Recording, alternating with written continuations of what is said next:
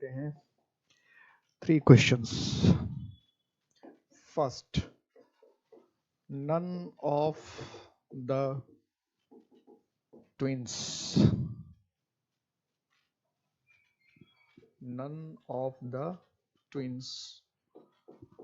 offered me offered to help me offered to help me और कोई error नहीं है तो no error. Second,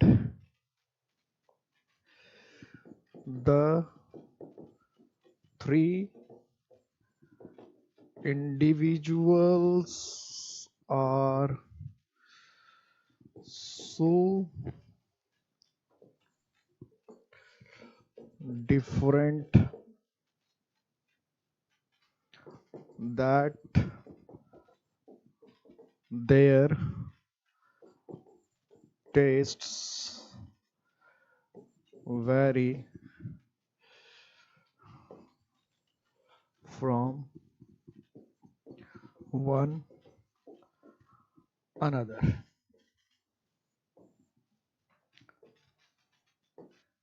A, B, C और कोई गलती नहीं है तो नो एरर. Third,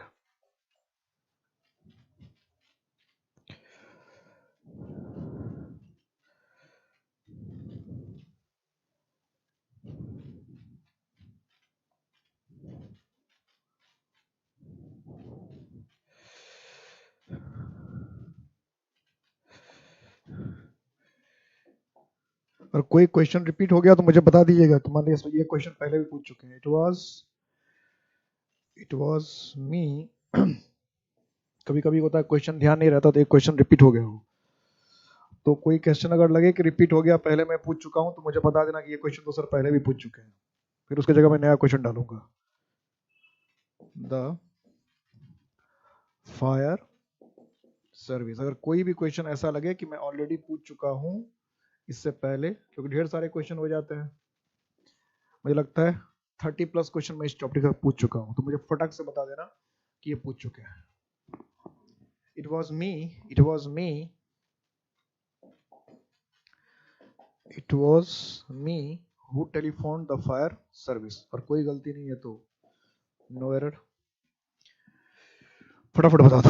फटाफट फटाफट फटाफट. अटैक खटैक एकदम अटैक करना है. एकदम अटैक करना है. क्वेश्चन को जिंदा नहीं छोड़ना, चुन चुन के काट देना. फटाफट फटाफट.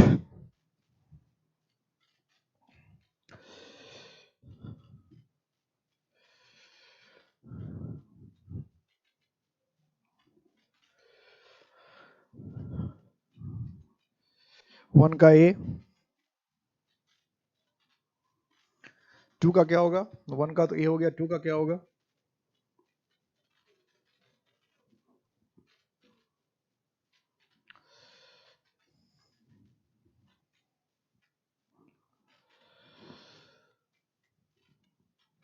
थर्ड क्वेश्चन रिपीट हो गया.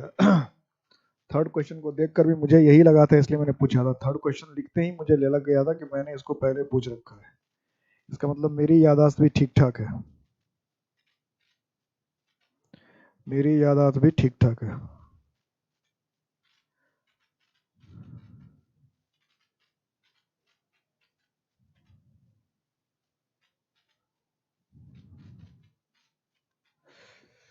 इसका मतलब मेरी याददाश्त जो है ठीक ठाक है.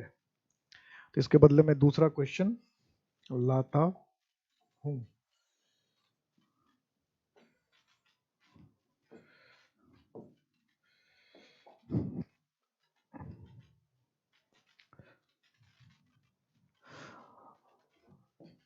Neither Ramesh nor Rajendra has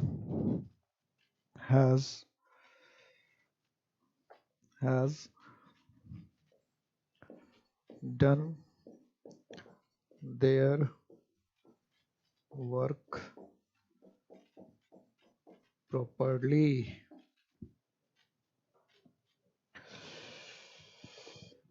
Neither Ramesh nor Rajendra has done their work properly.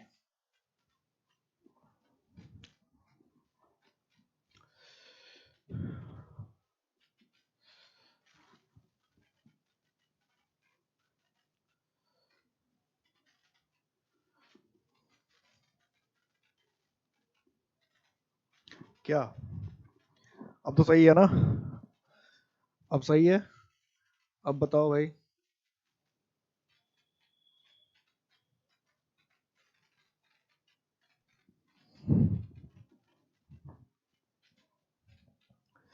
अब बताओ।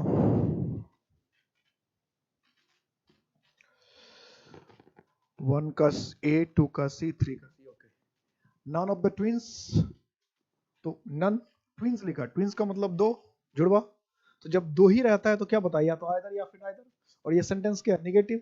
निगेटिव है तो क्या होगा, नाइदर। तो नन की जगह क्या लिखेंगे, ओ माय गॉड क्या कर दिया। तो नन की जगह क्या लिखना चाहिए था, नन की जगह लिखना चाहिए था नाइदर। तो फैंटास्टिक, पहला का जवाब हो गया neither. Second, the three individuals are so different that their taste vary from, एक दूसरे का टेस्ट बदलता है कि एक दूसरे का टेस्ट, एक का टेस्ट दूसरे से बदलता है। तो कहना चाहिए एक का टेस्ट दूसरे के टेस्ट से बदलता है। तो their taste vary from the taste of one other, ऐसा होना चाहिए, their taste vary from the taste of one another, ऐसे होना चाहिए था, the taste of one another. और जब the taste of one another होता तो ये टेस्ट का रिपीटेशन होता, यहाँ पर क्या होना चाहिए था, दैट ऑफ। दैट ऑफ, तो तीनों का टेस्ट एक दूसरे के टेस्ट से अलग है ना, तीनों का टेस्ट एक दूसरे के टेस्ट से अलग है, तीनों को तीन अलग अलग चीजें पसंद है। नाइदर रमेश नॉर राजेंद्र, दो ही व्यक्ति है, रमेश और नारायण, दोनों क्या है, सिंगुलर है। फिर ये देयर का इस्तेमाल क्यों होगा, फिर यहाँ क्या होना चाहिए था, देयर की जरूरत ही नहीं है। यहाँ देयर की जगह क्या होना चाहिए था, हिज। देयर की जगह क्या होना चाहिए था, हिज। देयर की जगह क्या, हिज।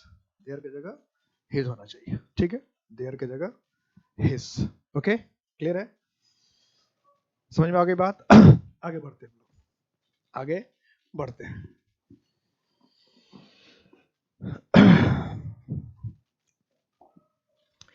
बात हो रही थी आखिरी प्रोनाउन की, बात हो रही थी आखिरी प्रोनाउन की, और आखिरी प्रोनाउन है हमारा रिलेटिव प्रोनाउन। और रिलेटिव प्रोनाउन के विषय में मैंने बताया था कि रिलेटिव प्रोनाउन हमें आखिर में ही पढ़ना पड़ता है। उसकी वजह है कि जब तक हम इंटरोगेटिव प्रोनाउन को ना पढ़ ले तब तक रिलेटिव प्रोनाउन को पढ़ने का कोई तुक ही नहीं बनता है। जब तक हम रिलेटिव प्रोनाउन ना पढ़ ले तब तक हमें इंटरोगेटिव प्रोनाउन ना पढ़े, रिलेटिव प्रोनाउन पढ़ने का कोई सेंस नहीं बनता है। अब पहले इसको हम समझते हैं कि ये होता क्या, कुछ टेक्निकल चीजें हैं, पहले उसको लिख लेते हैं, फिर हम इसके सेंटेंस पर जाएंगे। बहुत टेक्निकल बातें हैं, फिर उसको एग्जांपल समझेंगे। पहले कुछ टेक्निकल चीजें लिख लिए कि क्या रिलेटिव प्रोनाउन है, क्या समझने के लिए। तो जो जो टेक्निकल बातें हैं पहले उससे लिख लीजिए, फिर हम इसको एक्सप्लेन करेंगे। ए pronoun which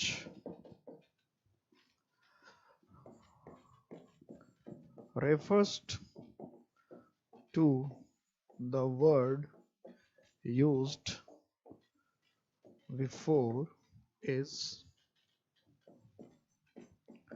called a relative pronoun। पहली बात ये। सेकंड,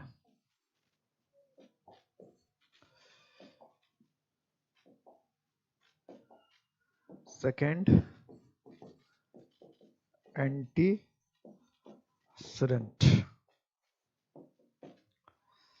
एंटीसीडेंट,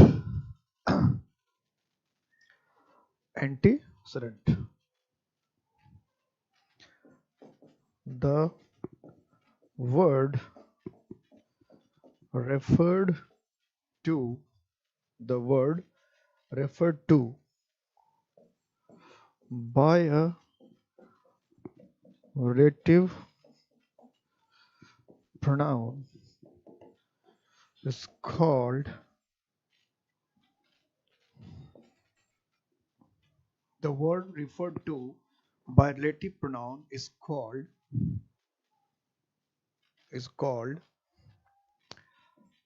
the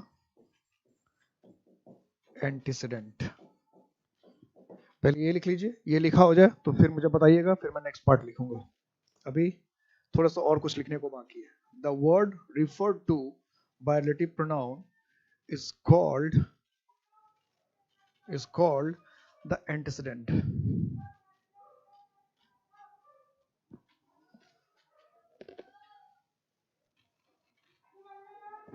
फटाफट जैसे लिखा हुआ हो जाए तुरंत मुझे बता दीजिएगा कि लिख लिया.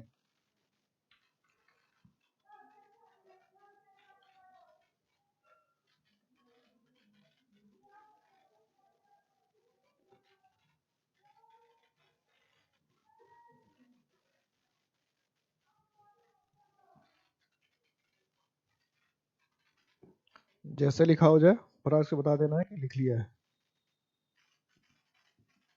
लिख लिया. द वर्ड पढ़ दो एक बार में. ए प्रोनाउन पढ़ने में कोई दिक्कत नहीं है. A pronoun which refers to the word used before. इसको मैं एक्सप्लेन करूंगा एग्जांपल के साथ. पहले वही रूल लिखना, फिर एक को एक्सप्लेन करूंगा. used before is called a relative pronoun. antecedent, the word referred का थोड़ा सा स्पेलिंग देखिएगा. रेफर्ड में डबल आर होता है, ये स्पेलिंग करेक्शन में आता है. देखिए हम लोग से भी लापरवाही हो गई, जब जज्बाती में लिखता ध्यान से नहीं लिखा तो गलती हो गई. तो ये ध्यान रखना. रेफर्ड में जब ईडी लगाते वैसे रेफर सिंगुलर होता है, लेकिन जब इसको ईडी लगाते तो डबल आर लिखते हैं. ध्यान रखना. जब हमसे लापरवाही हो सकती है फ्लो में, तो सोचो किसी से भी गलती हो सकती है. तो the word referred to by relative pronoun is called the antecedent. ठीक है, लिख लिया? यहां तक लिख लिया? ओके. नेक्स्ट पॉइंट लिखिए. सबसे इंपॉर्टेंट पॉइंट जो इसका है, सबसे इंपॉर्टेंट पॉइंट जो इसका है, सबसे important. The verb is used according to the number of the antecedent. The verb is used according to the number of the antecedent. The verb is used according to the number of the antecedent. कि verb का जो इस्तेमाल करते हैं हम antecedent के number के हिसाब से. लिख लिया यहां तक? The verb is used according to the number of the antecedent. Antecedent. The verb is used according to the number of the antecedent.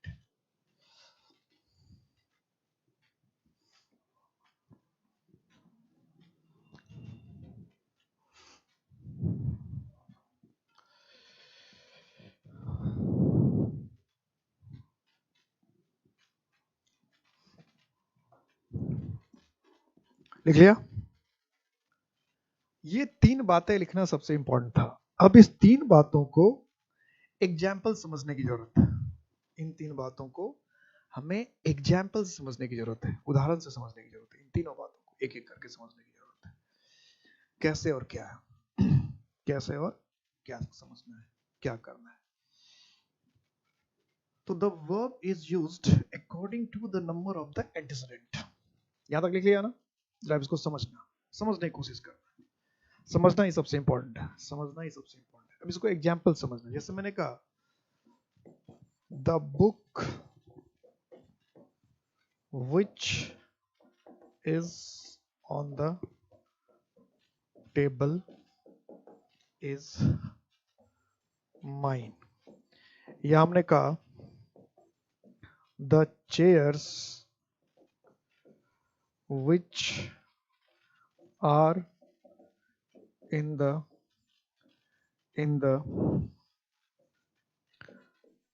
corner are new.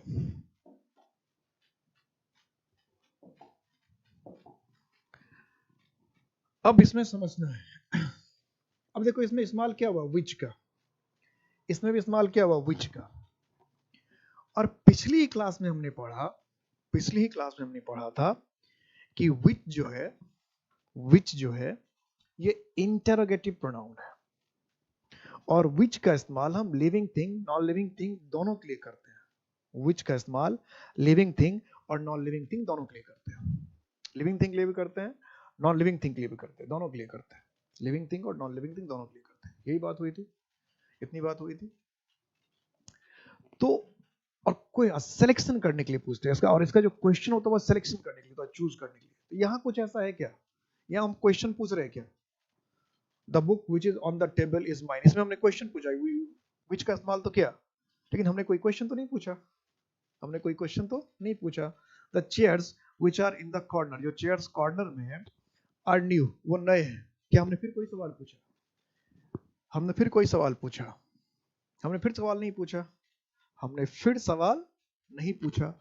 तो जब हम सवाल पूछ ही नहीं रहे, जब हम सवाल पूछ ही नहीं रहे, हम सवाल पूछते ही नहीं है, हम सवाल पूछते ही नहीं है, तो फिर क्या। तो अब देखते हैं एक सवाल अगर हम नहीं पूछ रहे तो ये कर क्या रहा है। तो ये जो विच है ये इस बुक के लिए आया है, इस नाउन के लिए आया है, और बुक का इस्तेमाल जो है विच के पहले आया है, यानी विच जो है अपने से पहले यूज हुए नाउन को बता रहा है, यानी विच बता रहा है कि हमसे पहले कोई नाउन का इस्तेमाल हुआ है, यही तो बता रहा है विच। विच क्या बता रहा है, अगर विच आया तो इसका मतलब ये इंडिकेट कर रहा है कि हमसे पहले कोई ना कोई नाउन आया है, मैं अकेला नहीं हूं, मैं किसी के लिए आया हूं। जैसे हम लोग गाना गाना गाते हैं ना, क्या कहते हैं, रब ने बनाया तुझे मेरे लिए, तो वही बात हो गई। यहाँ कहता है कि ये जो रब ने बना रखा है ना, संगस बना, इसने किसी और के लिए उसको बना रखा है। तो विच को किसने किसके लिए बना रखा, बुक के लिए, यानी विच आया तो ये बता रहा है कि हमसे पहले कोई नाउन आ चुका है और हम उसी के लिए आए हैं, मैं अकेला नहीं हूं, मैं किसी नाउन के लिए आया हूं, मैं किसी नाउन को रेफर कर रहा हूं, विच हूं तो मैं किसी नाउन को बता रहा हूं। तो किस नाउन को बता रहा हूं, द बुक को। अब आते हैं रूल में। अब ये क्या कह रहा है कि relative pronoun, A pronoun which refers to the word used before, ये तो डिफिनेशन था कि pronoun which refers to the word used before, कि जो ऐसा कोई प्रोनाउन जो अपने से पहले आए हुए वर्ड को रेफर करता है, ऐसा कोई प्रोनाउन जो अपने से पहले आए हुए वर्ड को रेफर करता है, यही है रिलेटिव प्रोनाउन। इसी को कहते हैं ऐसा प्रोनाउन जो अपने से पहले आए हुए किसी वर्ड को रेफर करता है, उसी को हम लोग रिलेटिव प्रोनाउन कहते हैं। ठीक है, उसे रिलेटिव प्रोनाउन कहा जाता है। तो इसका मतलब ये हुआ, ये समझ में आ गया ना, पहला डेफिनेशन क्लियर हो गया कि pronoun which refers to the word used before, कि ए प्रोनाउन वो प्रोनाउन जो रेफर करता है किसी वर्ड को यूज बिफोर, जो वर्ड पहले से इस्तेमाल हो चुका है, अगर उसको रेफर कर रहा है, is called a relative pronoun. उसको हम क्या कहते हैं, रिलेटिव प्रोनाउन कहते हैं, उसको हम क्या कहते हैं, रिलेटिव प्रोनाउन कहते हैं। ठीक है, तो इस हिसाब से अगर हम देखें तो the book which is on the table is mine,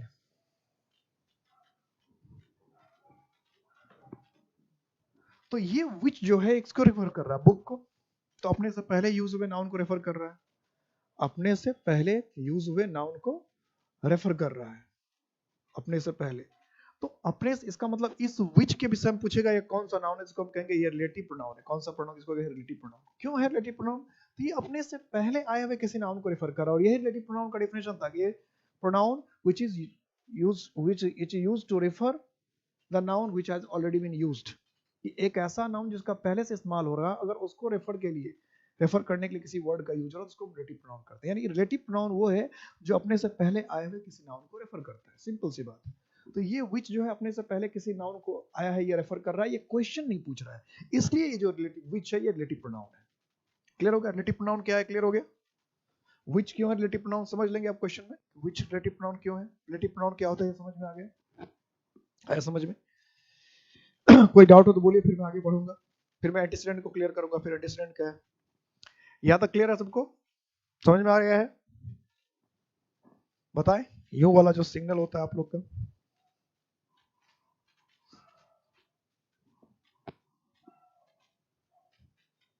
फटाफट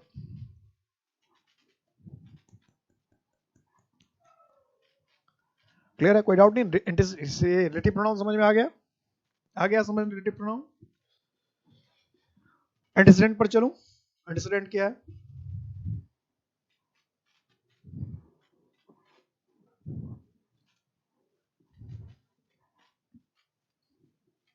ओके अब देखो एंटीसीडेंट का डिफिनेशन क्या है यहाँ पे। एंटीसीडेंट का डिफिनेशन वैसे एंटीसीडेंट स्पेलिंग करेक्शन में भी पूछता है कई बार। एंटीसीडेंट स्पेलिंग करेक्शन में भी कई बार पूछता है। एंटीसीडेंट का मतलब था पूर्ववर्ती, और वन वर्ड सबसेट में भी पूछता है।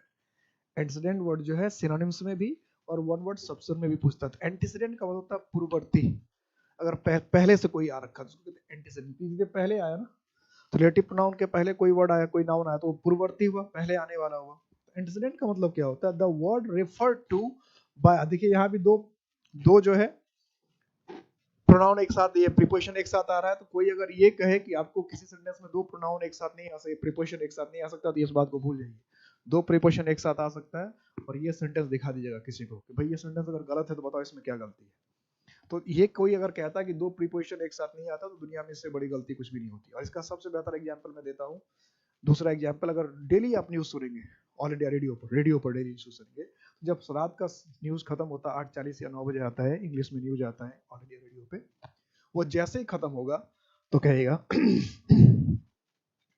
This is All India Radio, please stand by for our next programme. This is All India Radio, please stand by for our next programme.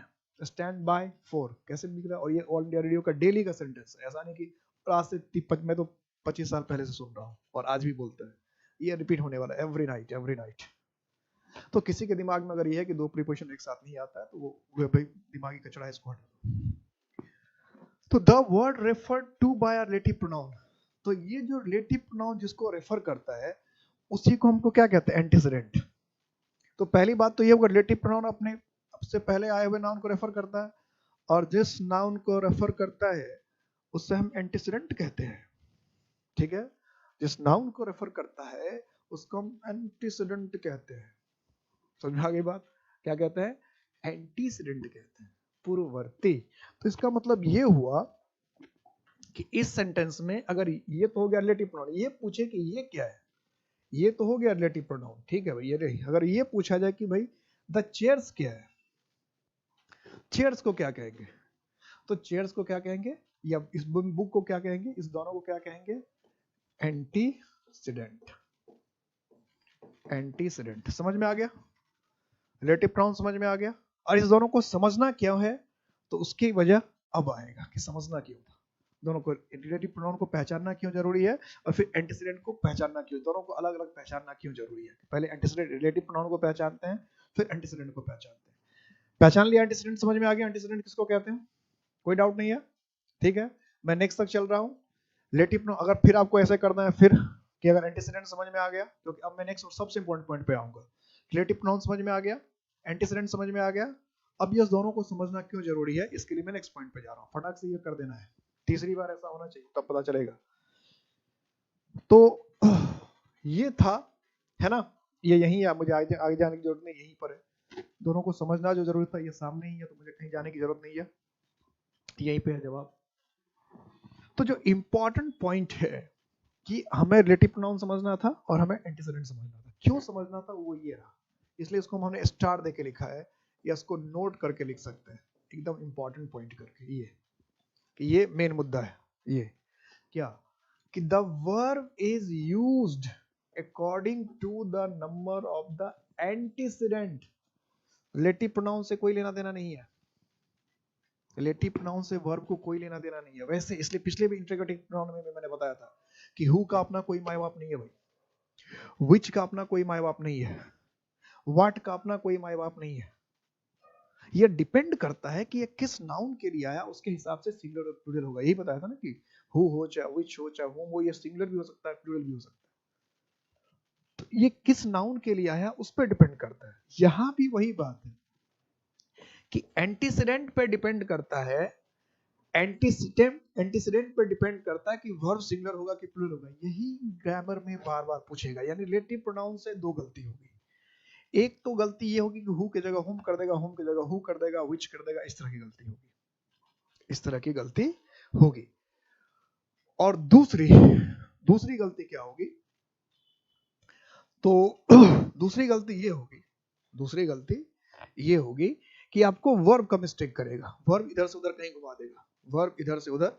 कहीं घुमा देगा, तो आपको बचना है, दोनों जगह बचना है। ये रूल क्या कह रहा है कि the verb is used according to the number of the antecedent जैसा होगा उसके हिसाब से वर्ब चलेगा। आप यही देख लो, यहाँ जो द बुक है वो सिंगुलर है, इसलिए यहाँ पर इज हमने क्या लिखा, सिंगुलर लिखा। किसके लिए? बुक है इसलिए लिखा the book which is on the table, जो टेबल पे है। और यहाँ भी जो हमने इज लिखा वो टेबल के लिए थोड़ी लिखा है, टेबल के लिए नहीं लिखा है, ये किसके लिखा है, बुक के लिए लिखा है, टेबल के लिए लिखा है, बुक के लिए लिखा है। तो ये अब एग्जाम में क्या करेगा, या तो यहाँ प्लूरल कर देगा या यहाँ प्लूरल कर देगा। लोगों के दिमाग से निकल जाता है अगर इतनी दूर के अगर कोई वर्ब आया है तो उसका सब्जेक्ट क्या भूल जाते हैं, अक्सर स्टूडेंट भूल जाते हैं। भाई इतना लोग तो समझते हैं जहाँ सब्जेक्ट होगा उसके तुरंत बाद वर्ब होगा, ये तो वर्ब इतनी दूर में है, अगर इसको प्लूरल कर दिया तो लोगों को समझ में नहीं आता, लगता है कि उधर बुक की बात कर रहा है, टेबल की बात कर रहा है, आर कर दिया, ठीक ही कर दिया। तो आपको पहचानना पड़ेगा, ये कह रहा है कि जो किताब टेबल पर है वह मेरी है, जो किताब टेबल पे है वह मेरी है, ऐसा कहना चाह रहा, ऐसा कहना चाह रहा। The book which is on the table is mine. हमने कहा था chairs which are on the table are new, कि जो on the in the corner, the chairs which are in the corner, जो चेयर कॉर्नर में जो कोने में रखा वो नया है। तो यहाँ जो चेयर्स है ये एंटीसीडेंट है, चेयर्स एंटीसीडेंट है। तो चेयर्स अगर एंटीसीडेंट है तो ये प्लूरल है ना, चेयर्स प्लूरल है, चेयर एंटीसीडेंट है और ये प्लूरल है। तो प्लूरल है तो इसलिए यहाँ पर वर्ब क्या हुआ, प्लूरल हुआ, आर। और यहाँ भी जो आर हुआ वो किसके लिए हुआ, वो चेयर्स के। तो दोनों में है तो विच ही, एक में विच के बाद इज है और एक में विच के बाद आर है। क्यों है भाई, क्यों है तो दोनों में विच ही, दोनों रिलेटिव प्रोनाउन ही है, दोनों विच ही है। तो एक में इज और एक में आर क्यों है, एक में इज और एक में आर क्यों है? तो इसका जवाब क्या है कि एक का जो एंटीसीडेंट है वो बुक है, सिंगुलर है, और एक का जो एंटीसीडेंट है वो चेयर्स है, तो इसलिए क्या होगा, आर होगा। और एग्जाम में क्या करेगा, या तो इस आर को सिंगुलर कर देगा, इस कर देगा, या फिर इस आर को इच कर देगा। फिर क्या कंफ्यूजन, मान लो इस आर को तो रखा तो लोगों को लगा ठीक है चलो ये चेयर्स के लिए है, लेकिन अगर ये इस्तेमाल करेगा, इसको इज कर देगा, तो कंफ्यूजन हो जाती है स्टूडेंट को, जो ठीक ये तो आर जो आया वो तो चेयर्स के लिए आया, ये इज कॉर्नर के लिए आया। तो कॉर्नर न्यू थोड़ी है, हम लिखे कॉर्नर इज न्यू, कॉर्नर नया है क्या, कि जो कुर्सियां कॉर्नर में रखी है वो कुर्सियां नहीं है, जो कुर्सियां कॉर्नर में है कॉर्नर नया है, ये तो कोई सेंस ही नहीं बनेगा। तो जो कुर्सियां कॉर्नर में रखी है उसके विषय में हमको कंप्लीट करना पड़ेगा, जो कुर्सियां कॉर्नर में रखी है वो नई है, पुरानी है, टूटी है, हमारी है, तुम्हारी है, क्या है, लोहे की है, स्टील की है, सोने की है, चांदी की है, पीतल की है, लकड़ी की है, पता नहीं, समझ में आ रही है? तो जो हमने कहना शुरू किया उसको कंप्लीट करेंगे हम। समझ में आई है बात? रिलेटिव प्रोनाउन क्या है, क्लियर हो गया? रिलेटिव प्रोनाउन क्या है, ये क्लियर हो गया? इसके अलावा रिलेटिव प्रोनाउन क्या है, क्लियर हुआ? दूसरी बात इसमें क्या समझना था, दूसरी बात क्या समझना था कि रिलेटिव प्रोनाउन के बाद एंटीसीडेंट क्या है वो समझना था। और तीसरी जो सबसे इंपॉर्टेंट बात समझनी थी, तीसरी जो सबसे इंपॉर्टेंट बात समझनी थी, सबसे इंपॉर्टेंट, कि एंटीसीडेंट जो होगा सिंगुलर या प्लूरल तो वर्ब एंटीसीडेंट के हिसाब से चलेगा। ठीक है, ये समझ, ये तीन बातें समझनी थी। तो हमें देखना रिलेटिव प्रोनाउंस है कौन कौन से। तो relative pronouns, relative pronouns, relative pronouns, कौन कौन से रिलेटिव प्रोनाउन है, कौन कौन से रिलेटिव प्रोनाउंस हैं, इसे देखना था, इसे समझना। रिलेटिव प्रोनाउन कौन कौन से? तो रिलेटिव प्रोनाउन है हु है, whom है, which है, whose है, what है और that है। देखा सारे वही वाले आए ना, पहले वाले आए सारे, सारे के सारे वही आ गए जो पहले हमने पढ़ रखा था। हु है, whom है, which है, whose है, what है, that है। ये सारे के सारे क्या है, ये सारे के सारे रिलेटिव प्रोनाउन है, ये सारे के सारे रिलेटिव प्रोनाउन है, सारे के सारे रिलेटिव प्रोनाउन है। तो ये अगर रिलेटिव प्रोनाउन है, ये अगर रिलेटिव प्रोनाउन है, अगर ये रिलेटिव प्रोनाउन है तो हमें इसका यूज सीखना है। कैसे, मेन है इसका यूज। तो यूज करते हैं एक एक करके। सबसे पहले हु, तो अगर इंट्रोगेटिव पढ़ चुके हैं तो कोई दिक्कत नहीं होता, फटाफट लिखते जाइए।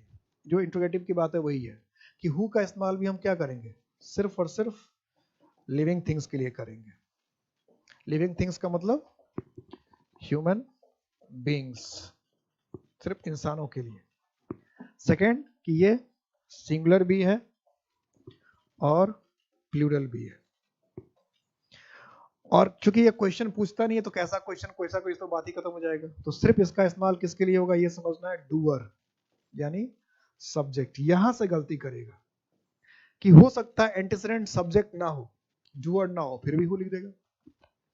एंटीसेडेंट डूअर जो है वो सब्जेक्ट ना हो, यानी डूअर ना हो, सब्जेक्ट ना हो, और फिर भी हु का इस्तेमाल कर दे। तो हु का अगर आप इस्तेमाल कर रहे हैं तो आपको ये देखना पड़ेगा कि आपका जो एंटीसेडेंट है वो सब्जेक्ट होना चाहिए। वो क्या होना चाहिए भैया, क्या होना चाहिए, क्या होना चाहिए, तब बताओ। सब्जेक्ट होना चाहिए। क्या होना चाहिए, सब्जेक्ट होना चाहिए। क्लियर है, क्या होना चाहिए, सब्जेक्ट होना चाहिए। समझ में आ रही बात, सब्जेक्ट होना चाहिए। अगर सब्जेक्ट नहीं है गलत है, फिर गलत है, फिर गलत है भाई। समझ में आ गई बात, एकदम गलत है, एकदम गलत है। अरे यही करेगा एग्जाम में, यही करेगा एग्जाम में। अब इसका हिंदी मीनिंग देख लेते हैं। हिंदी मीनिंग इसका क्या होगा, जो का, जो, जिसने, जिन्होंने, या जिस,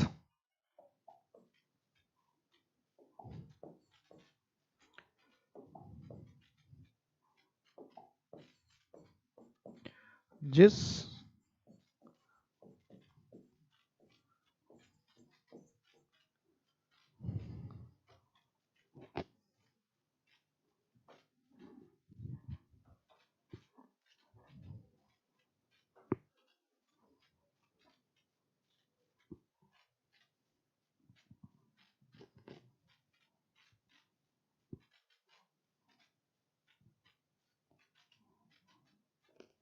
who, whom, which, whose, what और that।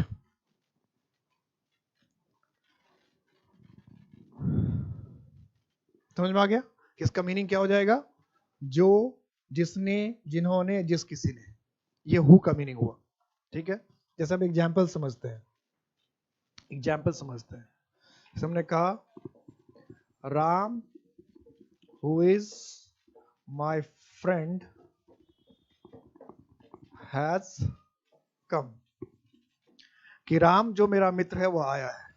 राम जो मेरा मित्र है वो आया है। Ram who is my friend has come, Ram जो मेरा मित्र है वो आया। Ram who is my friend has come. ठीक है, तो जो मीनिंग हो गया, राम जो मेरा मित्र है वो आया है, राम जो मेरा मित्र है वो आया है। द मैन हु, तो यहां सब्जेक्ट ही हुआ ना, the man who helped you, जिस व्यक्ति ने, जिसने तुम्हारी मदद की है। The man who helped you is my friend, कि वह मेरा मित्र है। वह जो, जिस आदमी ने तुम्हारी मदद की है वो मेरा मित्र है। The man who help you is my friend, जो इंसान जिसने तुम्हारी मदद की है। जिस तक ये मदद करने वाला कौन है, ये मैन क्यों है, क्या ये डूअर है हेल्प का, सब्जेक्ट। ये हेल्प किसने किया, मैन ने किया, तो ये मैन क्या है, सब्जेक्ट, सब्जेक्ट इसलिए। अब एग्जाम में क्या करेगा, यही होम लिख देगा। The man whom to you, help to you, Ram whom is my friend, यही करेगा। ये जहां जहां हमने हु लिख रखा है इसमें होम कर देगा। समझ में आ रही है, क्लियर है। ऐसे लिख दिया, the man whom invited you did not come। अब पता नहीं चलेगा क्या गलती हो गई, जल्दबाजी में लोग रह गए, ढूंढ ही नहीं पाएंगे क्या होगा। The man whom invited you did not come, B और सी, और कोई गलती नहीं है तो नो एरर, कोई गलती नहीं है तो नो एरर। ठीक है, क्लियर है, समझ में आ गई बात, क्या करना है, समझ में आ गई बात ना। तो थोड़ी सी बात को समझना है, ज्यादा दिमाग पे जोर नहीं लगाना है, थोड़ा समझना, थोड़ा सा, ज्यादा मेहनत करने की जरूरत नहीं है, थोड़ी सी मेहनत करने की जरूरत है। The man whom invited you did not come। इसका मतलब क्या कि जिस इंसान ने तुम्हें बुलाया वो खुद नहीं आया। जिस इंसान ने तुम्हें बुलाया वो खुद नहीं आया। जिस इंसान ने तुम्हें बुलाया वो खुद नहीं आया। The man whom invited you did not come। जिस इंसान ने तुम्हें खुद नहीं बुलाया, खुद वो बुलाया, वो खुद नहीं आया। ठीक है, जिस इंसान ने तुम्हें बुलाया वो खुद नहीं आया। The man whom invited you did not come। या who invited you did not come। जिस इंसान ने तुम्हें खुद बुलाया वो खुद नहीं आया। क्लियर है? समझ में आ रही बात? जिस इंसान ने तुम्हें बुलाया वो खुद नहीं आया। क्लियर? यहां तक बात साफ है? तो यहां पर क्या, जिसने तुम्हें बुलाया था, ये सब्जेक्ट था ना। जब मैन क्या सब्जेक्ट था, तो सब्जेक्ट था तो ये क्या होना चाहिए था, हु होना चाहिए, हुम नहीं होना चाहिए था। द मैन हु इनवाइटेड, क्योंकि इनवाइट किसने किया, इसी मैन ने तो किया था। तो ये इनवाइट का सब्जेक्ट कौन है, मैन है। तो मैन, ये इनवाइटेड का सब्जेक्ट कौन है, मैन है। तो मैन क्या नॉमिनेटिव केस में, नॉमिनेटिव केस में किसका इस्तेमाल करना है, हु का इस्तेमाल करना है। ऐसे क्वेश्चन बार बार करेगा, ऐसे क्वेश्चन बार बार आएगा। दूसरा क्या है, हुम। हुम का इस्तेमाल भी किसके साथ करते हैं, हुम भी क्या है, सबसे पहले तो सिंगुलर भी है और प्लूरल भी है। सिंगुलर में भी हुम और प्लूरल में भी हुम, दोनों में हुम का इस्तेमाल करता है। सिंगुलर में भी प्लूरल में भी, सिंगुलर में भी और प्लूरल में भी हुम का इस्तेमाल होता है, दोनों जगह हुम का इस्तेमाल। और दूसरी बात, ये सफरर के लिए यानी ऑब्जेक्ट के लिए इस्तेमाल होता है। और तीसरी जो सबसे इंपॉर्टेंट बात है वो तो आपको ध्यान रखना ही है कि ये सिर्फ और सिर्फ ह्यूमन बींग्स के लिए, इंसानों के लिए, मानव के लिए आएगा। ह्यूमन बींग्स के अलावा और किसी के लिए नहीं आएगा। ह्यूमन बींग्स के अलावा और किसी के लिए यह नहीं आएगा। ह्यूमन बींग्स के अलावा और किसी के लिए नहीं आएगा।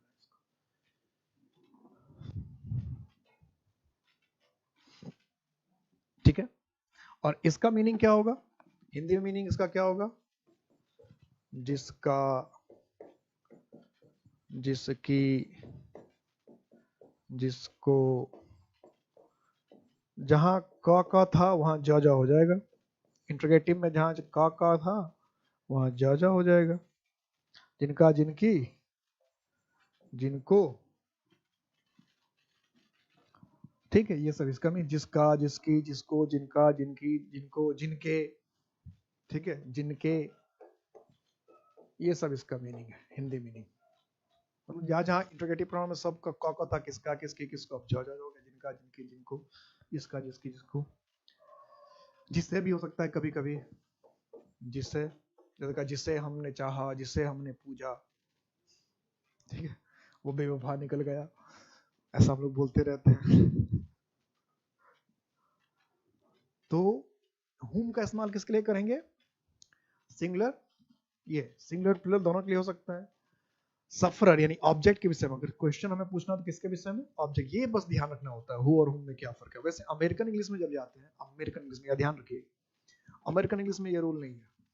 अमेरिकन इंग्लिश में ये रूल नहीं है। अमेरिकन इंग्लिश में कहता है चाहे सब्जेक्ट हो चाहे ऑब्जेक्ट हो, हर जगह हु लिखो। तो जो अमेरिकन इंग्लिश को फॉलो करता है वो हर केस में हु ही लगाता है। अमेरिकन इंग्लिश वाले हु, ऑब्जेक्ट में भी हु ही लगाता है। लेकिन ब्रिटिश इंग्लिश थोड़ा कहता है कि भाई नहीं, सब्जेक्ट के लिए हु का इस्तेमाल करो और ऑब्जेक्ट के लिए हुम का इस्तेमाल करो। ये ब्रिटिश इंग्लिश कहता है। अमेरिकन में सब जगह हुम ही चलता है, सॉरी हु ही चलता है। क्लियर हो गया? जैसे मैंने कहा, सेंटेंस लिखा, the man whom you like is my brother।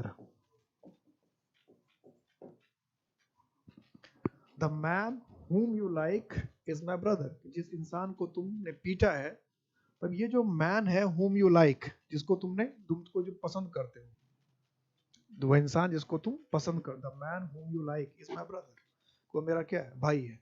तो ये जो इस्तेमाल, ये जो लाइक के लिए होम का किस्म, जिसको तुम पसंद करते हो वह मेरा भाई है। जिसको तुम पसंद करते हो वो मेरा, the man whom you like is my brother. तो जिसको तुम पसंद कर दिया, ऑब्जेक्ट हो गया ना। ये लाइक का क्या हो गया, ये मैन क्या है, लाइक का ऑब्जेक्ट है। तो फर्स्ट केस में जो ये लाइक का ऑब्जेक्ट है, इसलिए क्या होगा, हुम लिखा जाएगा। समझ में आ रही है बात, कि ये लाइक का ऑब्जेक्ट है। पूछेगा किसको पसंद करते हो, द मैन। तो यहाँ जो हम लोग वर्ब लिख रहे थे, यहाँ जो हम लोग वर्ब लिख रहे थे, इस वर्ब का ये क्या हो जाता है, सब्जेक्ट हो जाता है। यहाँ जो वर्ब था इसका क्या है, ये सब्जेक्ट हो जा रहा था।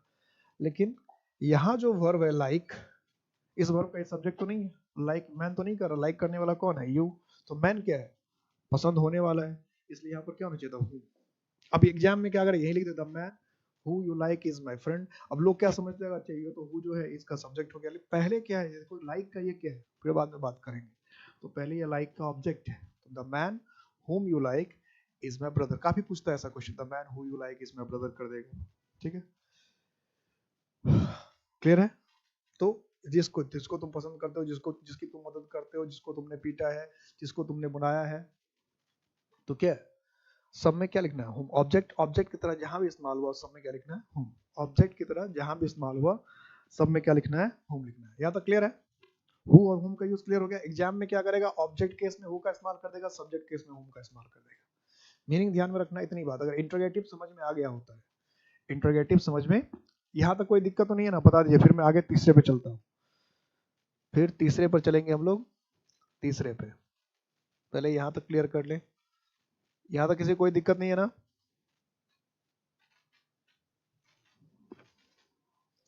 यहाँ तक किसी कोई दिक्कत है क्या,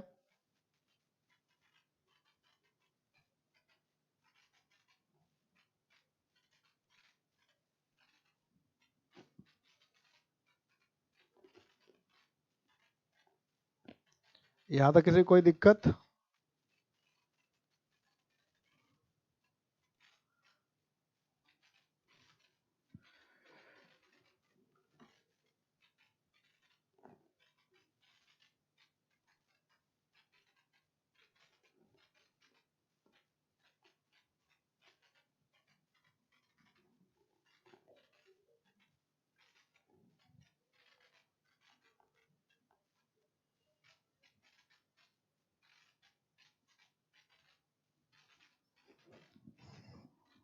आप लोग का कमेंट नहीं दिख रहा मुझे, कमेंट में लगता है कुछ प्रॉब्लम हुई है, कमेंट मुझे नहीं दिख रहा है, एक मिनट, आप लोग का कमेंट मुझे नहीं दिख रहा है,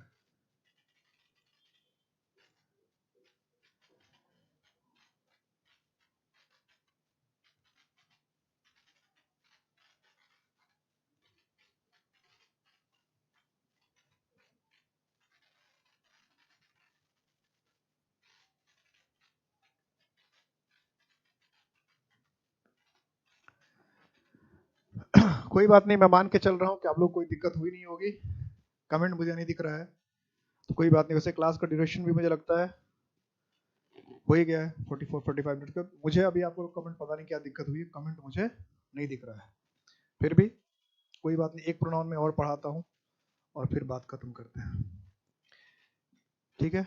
कमेंट तो मुझे दिख नहीं रहा है, अच्छा 45 मिनट्स लगभग हुई, कोई बात नहीं, कमेंट्स थोड़े से मुझे दिख नहीं रहा, तो नेक्स्ट क्लास में बात करते हैं, अभी एक क्लास और लगेगा कंप्लीट, खत्म हो जाएगा, ठीक है, एक क्लास लगेगा और उसमें ये खत्म हो जाएगा, हो जाएगा मतलब हो ही जाएगा खत्म, क्योंकि अब इसमें 2 बचा है और कुछ एडवांस केस, यहाँ से क्वेश्चन काफी ज्यादा पूछता है, इसलिए इस पर ध्यान रखना है, ठीक है, इस पर इसको ध्यान रखना है, इससे क्वेश्चन खूब बनेगा रिलेटिव प्रोनाउन से, और इंट्रोगेटिव रिलेटिव प्रोनाउन के मिलाकर काफी क्वेश्चन पूछता है, तो इसलिए ये बहुत ही इंपॉर्टेंट है, और इसमें जो कुछ खास स्पेशल क्वेश्चन बनते हैं तो वो बाकी, अब इसमें तो 2 ही 3 बाकी रह गया, एक तो व्हाट रह गया, विच रह गया और हुज रह गया, तो 5 मिनट में तो ये हो जाएगा, और कुछ एक्स्ट्रा इसके पॉइंट है, स्पेशल पॉइंट्स है, जिससे कि क्वेश्चन बनते ही बनते हैं, तो वो जो मैंने टेस्ट वगैरह आप देखेंगे तो टेस्ट में, और इधर जब टेस्ट डिस्कस में कराऊंगा तो इससे काफी क्वेश्चन रहेगा, तो मैं बार बार बताऊंगा, ध्यान रखना टेस्ट में कि मैं ये इंट्रोगेटिव प्रोनाउन में पढ़ा रहा हूँ, मैंने रिलेटिव प्रोनाउन में पढ़ा रखा है, ये मैंने नाउन में पढ़ा रखा है, ये मैंने नंबर, ये मैं बार बार एक्सप्रेस देगा, देखना जब मैं टेस्ट डिस्कस करूंगा प्रैक्टिस सेट, तो देखना उसमें बार बार मैं ये कहूंगा, देखो इस रिलेटिव प्रोनाउन में पढ़ा रखा है, ये इंट्रोगेटिव प्रोनाउन में पढ़ा रखा है, ये एडजेक्टिव में पढ़ा रखा है, तो वहां सब मिलेगा, इसलिए अभी से चीजें अगर ध्यान रखोगे और बार बार रिवाइज करोगे तो आगे बहुत फायदा होगा, ये ध्यान रखना।